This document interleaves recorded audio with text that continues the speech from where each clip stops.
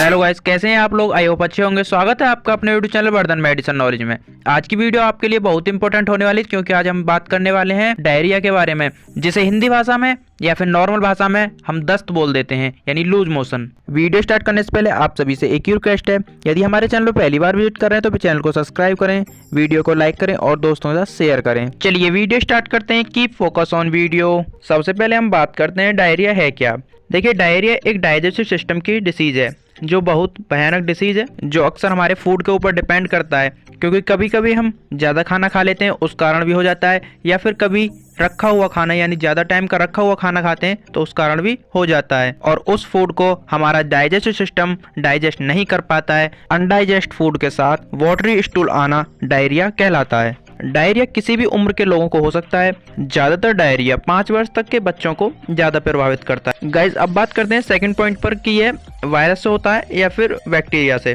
देखिए, ये दोनों से होता है। जिस वायरस से ये होता है तो उसका नाम है रोटा वायरस। यह रोटा वायरस से होता है, लेकिन कुछ मामलों में सल्मोनेला या फिर ई कोलाई जैसे जीवाणु से भी होता है, यानी बैक्टीरिया से होता है। डायरिया होने का एक सबसे ज़्यादा इम्पोर्टेंट पॉइंट है मेडिसिन्स, यानी कभी कभी ये एंटीबायोटिक मेडिसिन खाने से भी हो जाता है, या फिर कुछ मेडिसिन के रिएक्शन होते हैं जिन कारण भी यह हो जाता है।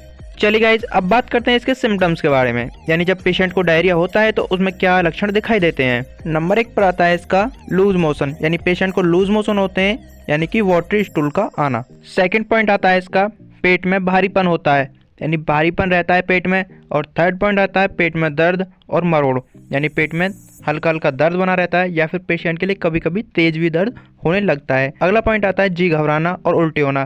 पेशेंट को लूज मोशन के साथ साथ उल्टियाँ भी हो जाती हैं, यानी वॉमिटिंग भी हो जाती हैं। सबसे ज़्यादा दिक्कत होती है पेशेंट के लिए, वो होती है डिहाइड्रेशन, यानी कि पानी की कमी हो जाना। पानी की कमी हो जाने के साथ साथ फिर इसमें पेशाब की भी कमी हो जाती है, यानी टॉयलेट कम आने लगता है, कमजोरी बनी रहती है, थकान महसूस होती है। ये सारी परेशानियां होने लगती हैं, और इसी के साथ साथ वेट कम होने लगता है। यही लक्षण पेशेंट में दिखाई देते हैं, यानी यही प्रॉब्लम्स होती हैं। गाइस, अब बात करते हैं कि डायरिया वाले पेशेंट के लिए खाने में क्या दें, यानी खाने में पेशेंट के लिए लिक्विड वाली चीज़ें ज़्यादा दें। पेशेंट के लिए फलों का मिक्स जूस भी दे सकते हैं, और या फिर कोई लिक्विड चीज़ है वो दे सकते हैं। याद रखें, पेशेंट के लिए दूध बिल्कुल भी ना दे, दूध सबसे ज़्यादा खतरनाक है इसमें। चलिए गाइस, अब बात करते हैं इसके ट्रीटमेंट के बारे में। टैबलेट फॉर्म और इंजेक्शन फॉर्म, दोनों फॉर्म के बारे में बात करेंगे। वीडियो को पूरा देखें, जरा सा भी स्किप ना करें। सबसे पहले टैबलेट के बारे में बात करें तो टैबलेट आती है लोपेरामाइड हाइड्रोक्लोराइड 2 mg में, जो मार्केट में आपको आसानी से कहीं भी स्टोर पर मिल जाएगी। इसे पेशेंट के लिए दिन में 3 बार दे सकते हैं, 1 गोली सुबह, दोपहर और शाम। यदि पेशेंट के लिए ज़्यादा लूज मोशन है तो उसे स्टेट में 2 टैब यानी 2 गोली दे सकते हैं। इसी के साथ साथ पेशेंट के लिए ORS पाउच, यानी ORS का पाउच आता है, उसे 1 लीटर पानी में 1 पाउच घोलकर दिन में पिला सकते हैं, यानी दिन में 2 या 3 पाउच भी पिला सकते हैं।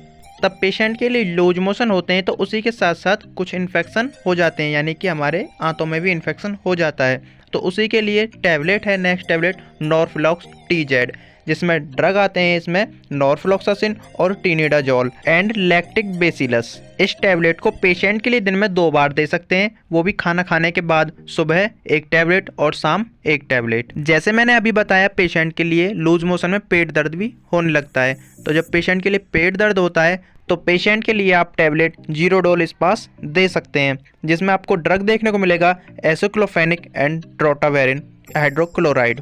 मार्केट में आपको किसी भी अन्य नाम से मिल जाएगी, लेकिन ड्रग आपको यही लेना है। कभी कभी पेशेंट को लूज मोशन के साथ साथ वॉमिटिंग की भी शिकायत देखने को मिलती है, तो उसके लिए पेशेंट के लिए ओंडास्ट्रोन की टैबलेट दे सकते हैं, जो मार्केट में आपको वोमिकाइन नाम से मिल जाएगी।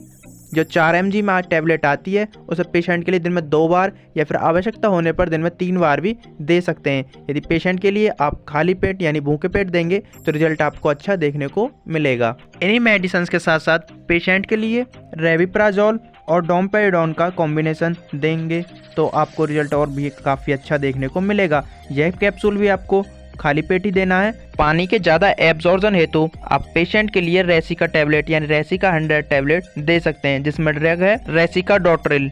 यह टैबलेट 100 mg में आपको देखने को मिलेगी, और इसे पेशेंट के लिए दिन में 3 बार दे सकते हैं, यानी सुबह, दोपहर और शाम 1-1 टैबलेट दे सकते हैं। यदि पेशेंट के लिए इस ट्रीटमेंट से कोई रिलीफ नहीं मिलता है तो इसी के साथ साथ इंजेक्शन फॉर्म में भी ट्रीटमेंट दे सकते हैं। सबसे पहला इंजेक्शन आता है जेंटामाइसिन 2 ml, यानी मार्केट में आपको ये कहीं भी मिल जाएगा आसानी से।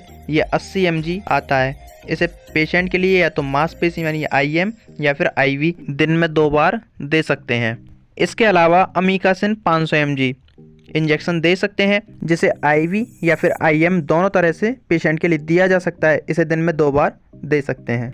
इसी के साथ साथ पेशेंट के लिए ऑफ्लॉक्स 100 ml यानी ऑफ्लॉक्सासिन या मेट्रोजिल 100 ml यानी मेट्रोनिडाजोल 100 ml दिन में दे सकते हैं। इन दोनों में से पेशेंट के लिए एक IV दिया जाएगा। इसे दिन में मेट्रोजिल को दिन में 3 बार दे सकते हैं पेशेंट के लिए, और ऑफ्लॉक्सिन को दिन में 2 बार दे सकते हैं। पेशेंट के लिए याद रखें, दोनों में से कोई भी एक इंजेक्शन दिया जाएगा।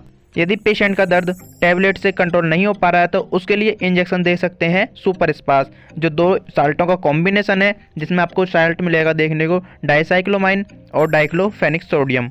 वॉमिटिंग के लिए पेशेंट के लिए इंजेक्शन आता है एमिसेट 2 ml यानी कि ओंडास्ट्रोन 4 mg।